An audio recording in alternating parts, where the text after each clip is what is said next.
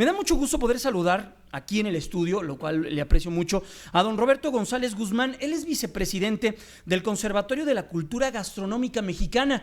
Va a haber un evento muy importante en la ciudad de Puebla a mediados de este mes para que nos hable sobre este tema, pero a mí me gustaría comenzar con don Roberto para que nos platique la importancia que tiene el tema gastronómico, porque tengo entendido que es uno de los bienes no como palpables, como lo señala la UNESCO. Tiene una denominación especial, ¿no? Buenos días. Así es, buenos días, Jaime, muchas gracias por la invitación. Aquí estamos con ustedes, invitando a todo el público a que nos acompañe en este segundo Foro Mundial de la Gastronomía Mexicana que vamos a llevar a cabo en Puebla del 16 al 19 de noviembre próximos. Oye, pero sí tiene una denominación nuestra gastronomía, ¿verdad? Con la UNESCO. El motivo de celebración de este segundo Foro Mundial tiene que ver precisamente con algo que comentabas. La gastronomía tradicional mexicana es patrimonio cultural de la humanidad desde el 2010. Y entonces es la primera y única gastronomía hasta la fecha reconocida como patrimonio cultural de la humanidad. En su momento esto obligó a que el gobierno mexicano, firmante de la Convención de Patrimonio Mundial de la Humanidad, aceptara llevar a cabo un plan de acción. Y dentro de este plan de acción hay tres conceptos muy importantes que son el rescate, salvaguardia y promoción de la gastronomía tradicional mexicana. Es así como este segundo Foro Mundial entra dentro de estas actividades. Cuando la UNESCO reconoció a la gastronomía tradicional mexicana como patrimonio intangible o inmaterial de la humanidad, lo que estaba haciendo era dar un enorme paso en el reconocimiento de las gastronomías del mundo como manifestaciones culturales de primer orden y como manifestaciones culturales imprescindibles en la vida de las sociedades, ¿no? El programa de Patrimonio Cultural de la Humanidad de la UNESCO nace hace 42 años, cuando con la construcción de la presa de Asuán, y esto conlleva prácticamente la inundación de zonas arqueológicas muy importantes, en donde reconociendo que las culturas como las de Oriente, las de Egipto específicamente, son culturas de más de 5,000 años. Y entonces estamos hablando de la preocupación que nace por la destrucción del patrimonio, por la historia, por la identidad de la humanidad. Es así como nace este gran programa de patrimonio cultural por parte de la UNESCO, con México como uno de los países firmantes. Y en 1996 nace un programa que se llama Patrimonio Cultural Intangible, en donde las manifestaciones, como lo mencionabas, entre abstractas y difíciles de definir, entran manifestaciones, por ejemplo, como las lenguas, manifestaciones como la literatura, como la pintura, como la poesía. También, por ejemplo, el paisaje, ¿no? El paisaje agavero mexicano ya también es un... Exactamente, es patrimonio cultural de la humanidad. Y entonces estos conceptos un poco difíciles de definir, que están entre lo material, lo inmaterial, lo tangible o lo intangible, finalmente se toma la decisión de, en algunos casos, incorporarlos a la lista de patrimonio intangible o en el caso del paisaje agavero, a la lista de patrimonio natural, como son las reservas de la biosfera, etcétera, etcétera, ¿no? Roberto, ¿qué es lo que nosotros como mexicanos y ustedes pertenecientes a la industria gastronómica tienen que cubrir para que México siga perteneciendo y siga teniendo este distintivo a nivel mundial?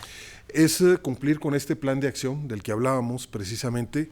Entre otras actividades, nosotros desde el 2011, a partir de, primero, la elaboración y presentación del expediente que llevamos a cabo nosotros como Conservatorio de la Cultura Gastronómica Mexicana a través del gobierno mexicano, lo presentamos en el 2009 por segunda vez. Hubo un intento en el 2004 en el cual la UNESCO dijo: yo no estoy preparada para recibir un expediente así, pero ayúdenme a estar preparada, y entonces trabajamos en el armado de los criterios y enfoques que eran necesarios. Es una novedad también para ellos, lo nuestro. Por supuesto, ¿no? En aquel momento dijeron, bueno, ¿y esto con qué se come, no? ¿Y esto con qué se come? Y entonces dijimos, pues precisamente vamos a decir cómo se come. Y es así como México toma esta iniciativa, y con el conservatorio como un organismo, por un lado, consultor de la UNESCO, y por el otro como un organismo coadyuvante del gobierno mexicano.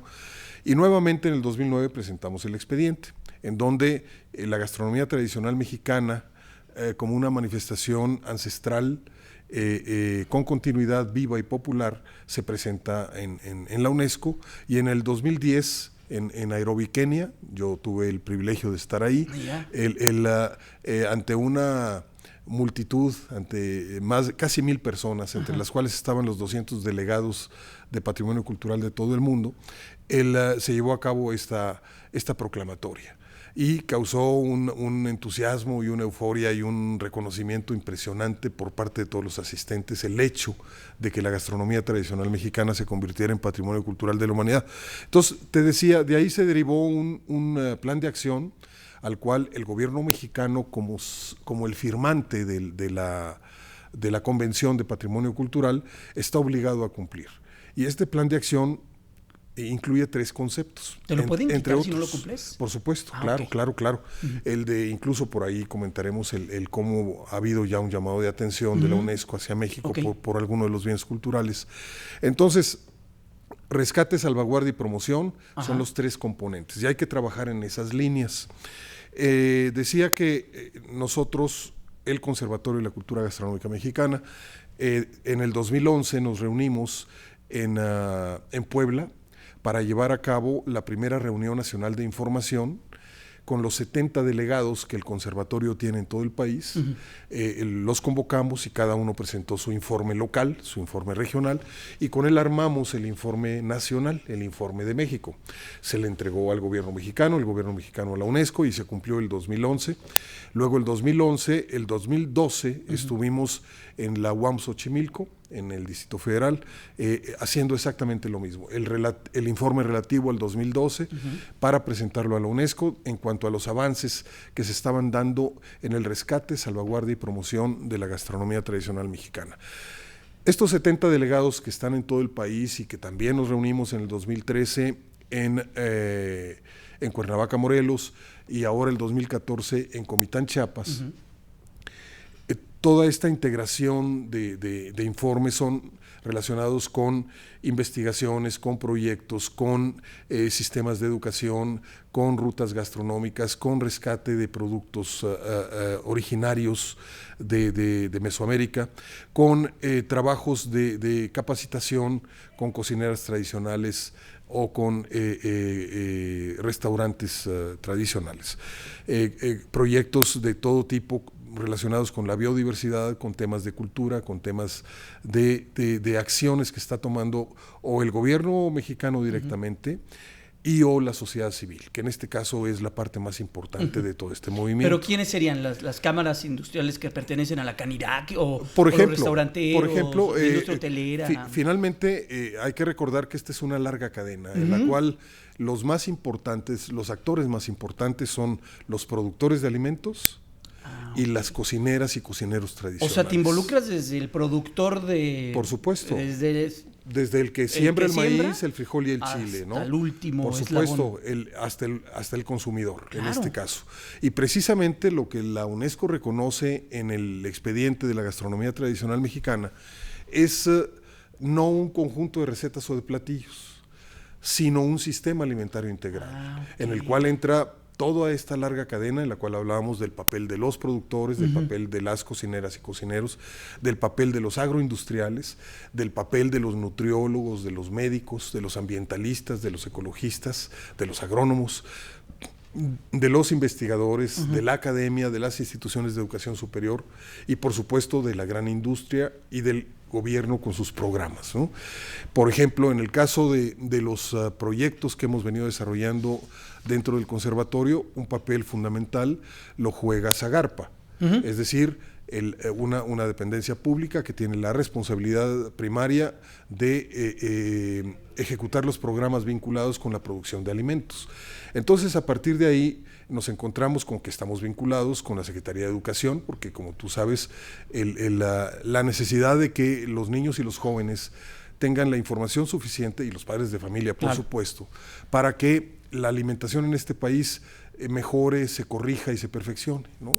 Y entonces, o con la Secretaría de Salud, por ejemplo, con el tema de las enfermedades derivadas de la alimentación, en donde en México hay un problema serio con la obesidad, ¿no? La diabetes, la hipertensión o los problemas circulatorios, etcétera, todo relacionado con una distorsión del modelo alimentario.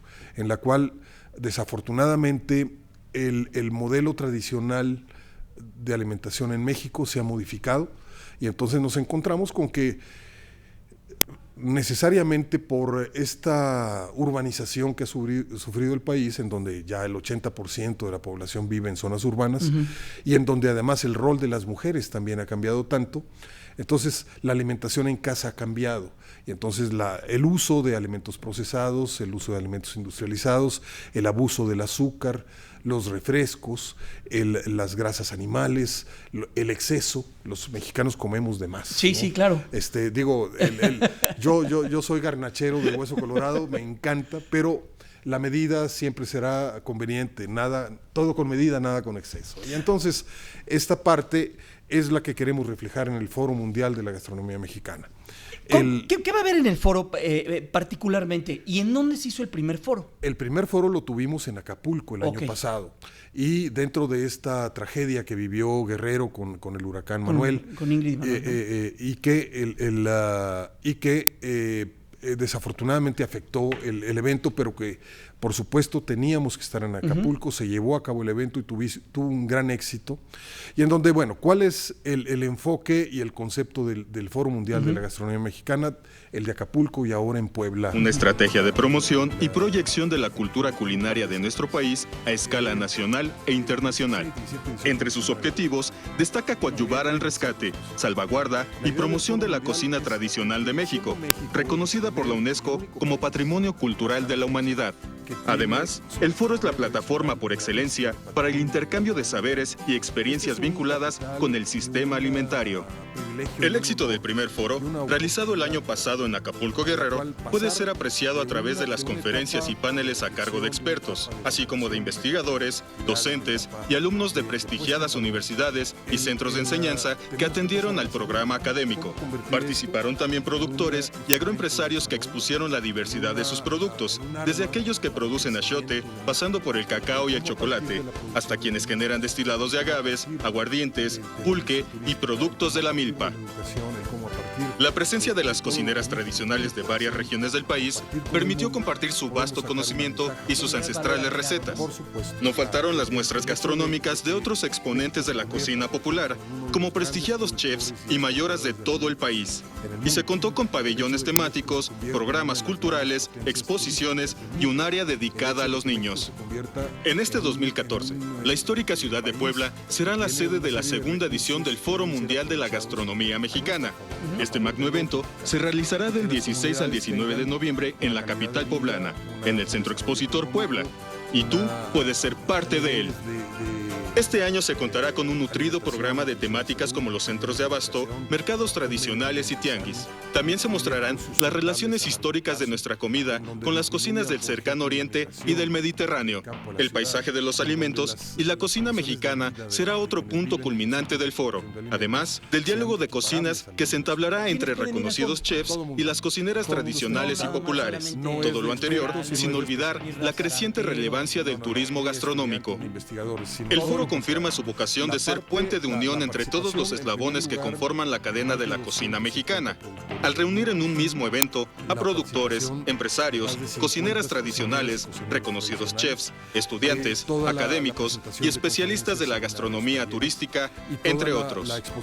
El Foro Mundial de la Gastronomía Mexicana es la plataforma irreemplazable de promoción de la cocina mexicana y espera contar con la cobertura de medios de comunicación y periodistas especializados de México y el mundo.